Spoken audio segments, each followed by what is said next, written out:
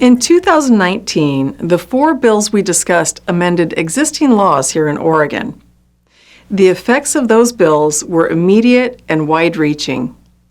Passed on the last day of the 2019 legislative session, House Bill 2001 legalizes and promotes more and cheaper housing through the construction of middle housing across the state.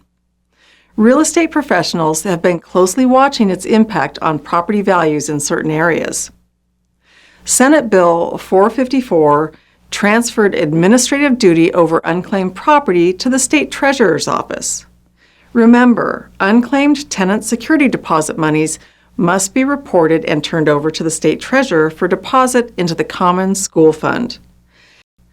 These types of funds were sometimes improperly handled in the past, and the law also clarified what landlords should do when a vacated tenant cannot be reached for delivery of their property or funds.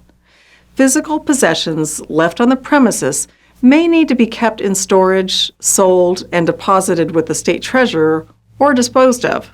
When in doubt, send a report.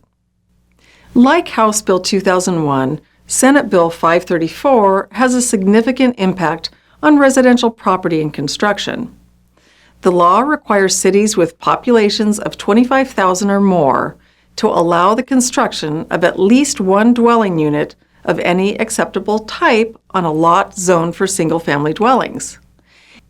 Its goal is to diversify neighborhoods and promote the growth of middle housing options within urban growth boundaries.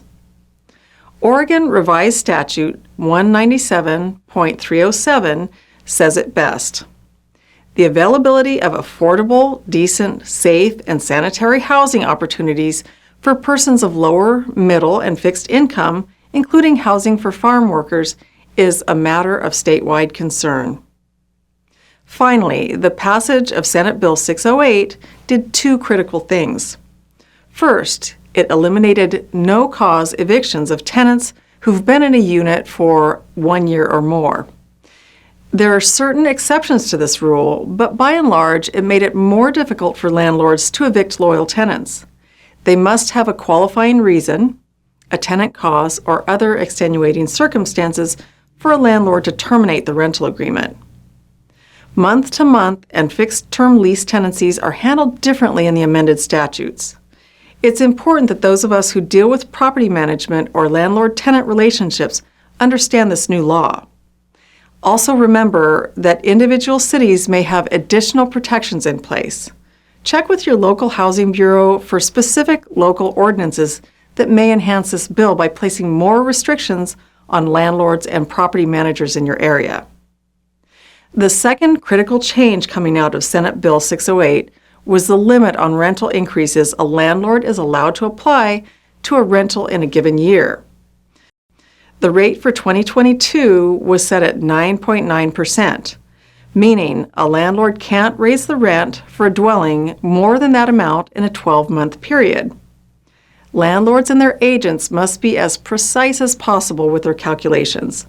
Exceeding the maximum amount allowed can carry penalties of at least 3 times the tenant's rent. Oregon became the first state to enact rent control restrictions statewide with Senate Bill 608. The next few years may be tumultuous for property owners and their agents as they learn to follow the new laws.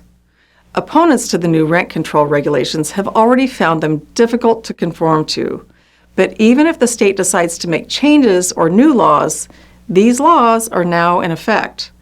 As professionals, we need to stay abreast of the changes so we can successfully help our clients navigate these new waters.